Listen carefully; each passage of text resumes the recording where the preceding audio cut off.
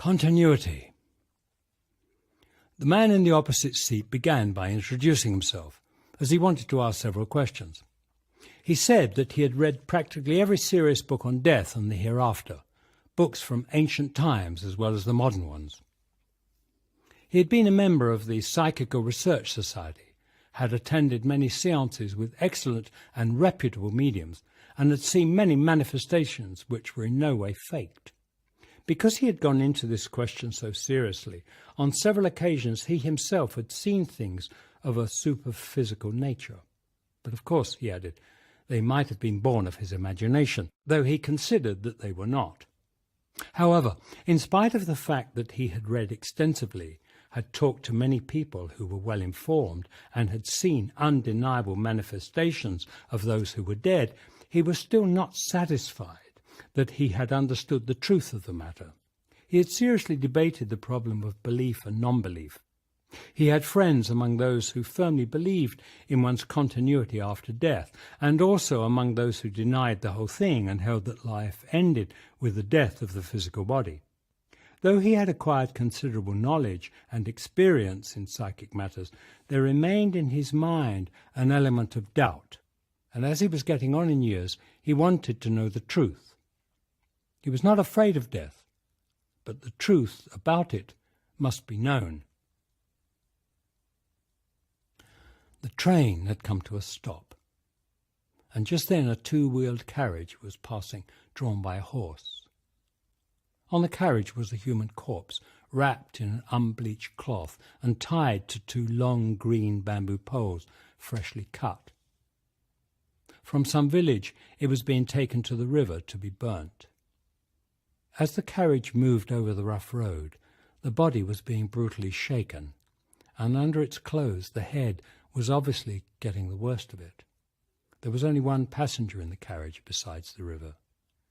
He must have been a near relative, for his eyes were red with much crying. The sky was the delicate blue of early spring, and children were playing and shouting in the dirt of the road. Death must have been a common sight, for everyone went on with what they were doing. Even the inquirer into death did not see the carriage and its burden. Belief conditions experience, and experience then strengthens belief. What you believe, you experience. The mind dictates and interprets experience, invites or rejects it. The mind itself is the result of experience, and it can recognize or experience only that with which it is familiar, which it knows, at whatever level. The mind cannot experience what is not already known. The mind and its response are of greater significance than the experience, and to rely on experience as a means of understanding truth is to be caught in ignorance and illusion. To desire to experience truth is to deny truth, for desire conditions, and belief is another cloak of desire. Knowledge, belief, conviction, conclusion, and experience are hindrances to truth. They are the very structure of the self. The self cannot be if there is no cumulative effect of experience, and the fear of death is the fear of not being, of not experiencing. If there were the assurance, the certainty of experiencing, there would be no fear. Fear exists only in the relationship between the known and the unknown. The known is ever trying to capture the unknown, but it can capture only that which is already known. The unknown can never be experienced by the known. The known, the experienced, must cease for the unknown to be. The desire to experience truth must be searched out and understood. But if there is motive in the search, then truth does not come into being. Can there be search without a motive, conscious or unconscious? With a motive, is there search? If you already know what you want, if you have formulated an end, then search is a means to achieve that end, which is self-projected. then search is for gratification, not for truth, and the means will be chosen according to the gratification.